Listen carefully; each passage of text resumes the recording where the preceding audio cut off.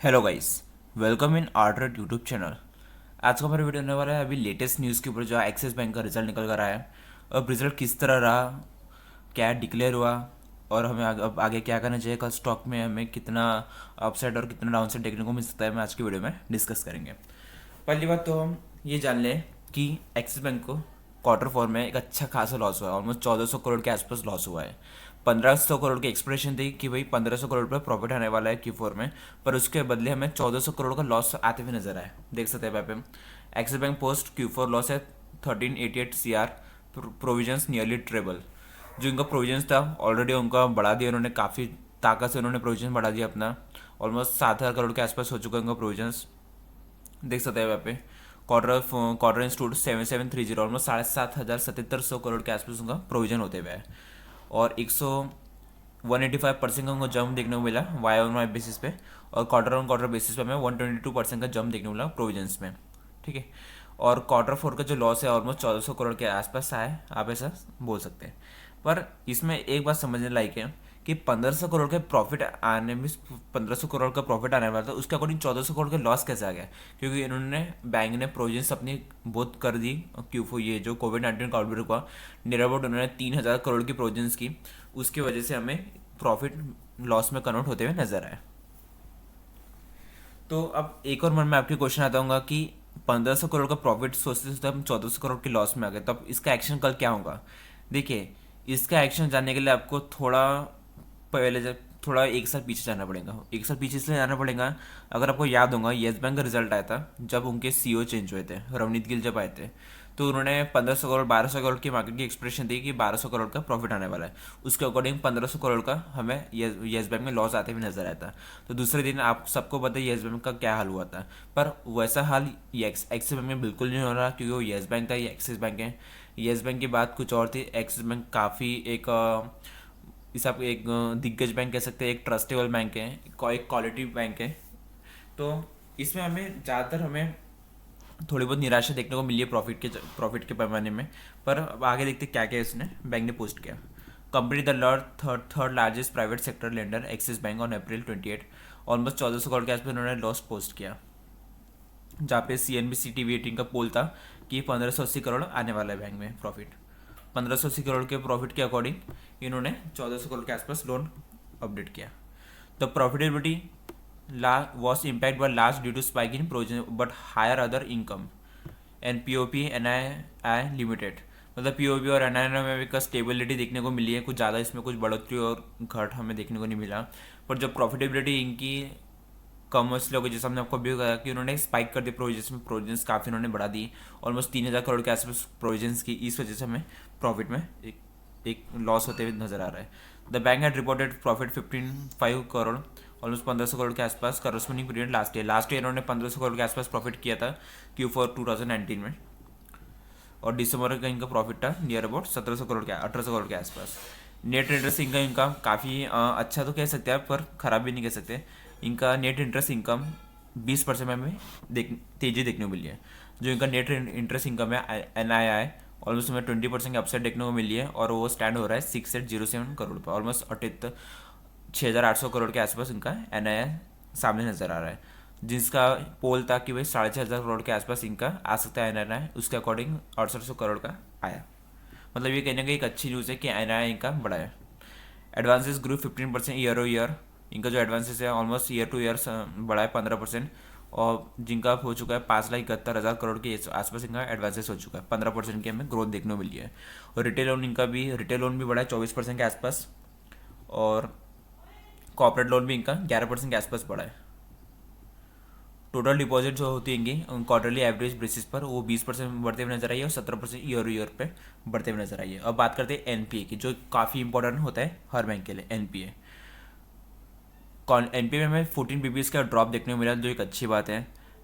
Almost 4.86 present है अभी, almost 4.86 पे आते हुए नजर आ रहा है Q4 20 का इनका। और जो इनका नेट NPA है, मतलब जो इनका टोटल NPA नेट NPA, उसमें हमें 53 BPS की डिक्लाइन देखने को मिली, जो एक काफ़ी अच्छी बात है। मतलब 1.56 पे इनका नेट NPA आया है, और ऑलमोस्ट ग्रोथ एडवांसेस ड्रॉप इनका हुआ 14 BPS। मतलब कहीं ना कहीं इनके NPA के पैमाने में, एसेट क्वालिटी के पैमाने में कहीं ना कहीं बैंक ने एक अच्छा सामने अपडेट किया। GNPA हमें ऑलमोस्ट 14 BPS गिरते हुए नजर आया और नेट MPA हमें नियर अबाउट 53 BPS गिरते हुए नजर आया। प्रोविजंस काफ़ी बढ़ा दी, 3300 करोड़ के प्रोविजंस के अकॉर्डिंग इन्होंने 7,500 की प्रोविजंस कर दी। ऑलमोस्ट देख सकते हैं आप 7,700 करोड़ की प्रोविजंस काफ़ी बहुत बढ़ते हुए नजर आई। और ईयर ऑन ईयर में हमें 185% का जंप देखने को मिला, क्योंकि जैसे हमने आपको अभी कहा था 3 से 3,500 करोड़ के आसपास इन्होंने जो कोविड-19 में प्रोविजंस की देख सकते हैं, which is 3,000 crore in towards कोविड-19।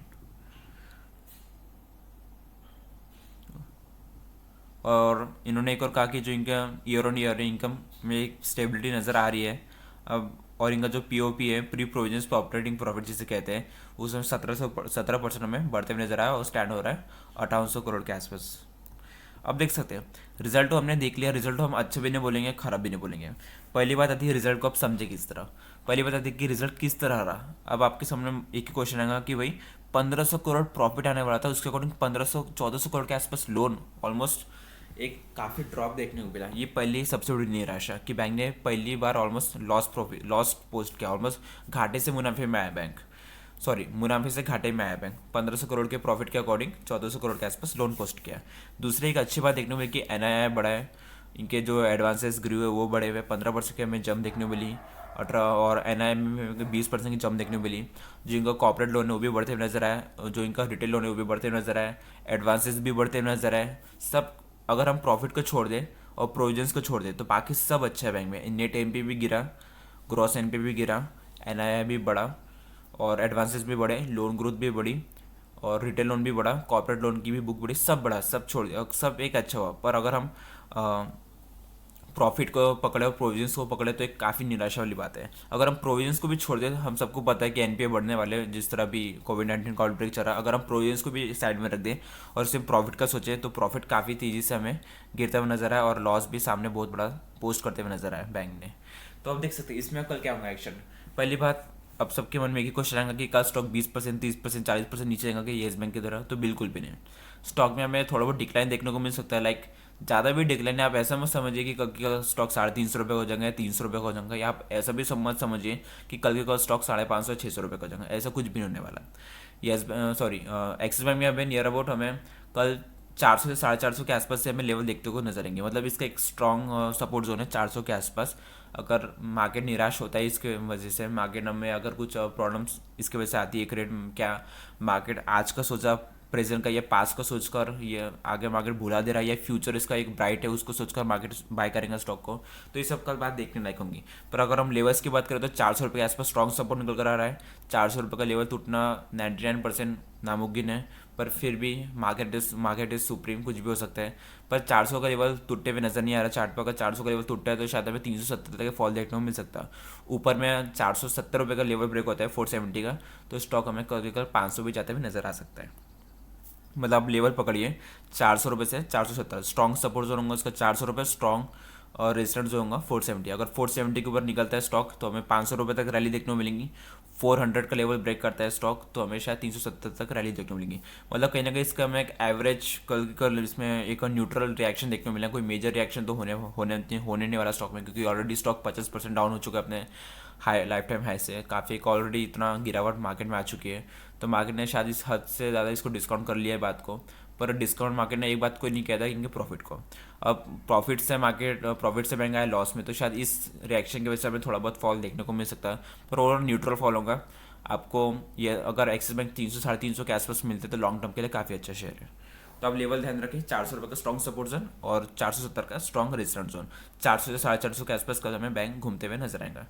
अगर आपने हमारा चैनल सब्सक्राइब नहीं किया तो इस वक्त हमारा चैनल सब्सक्राइब कर लीजिए। Thank you for watching. Art keep like share and subscribe.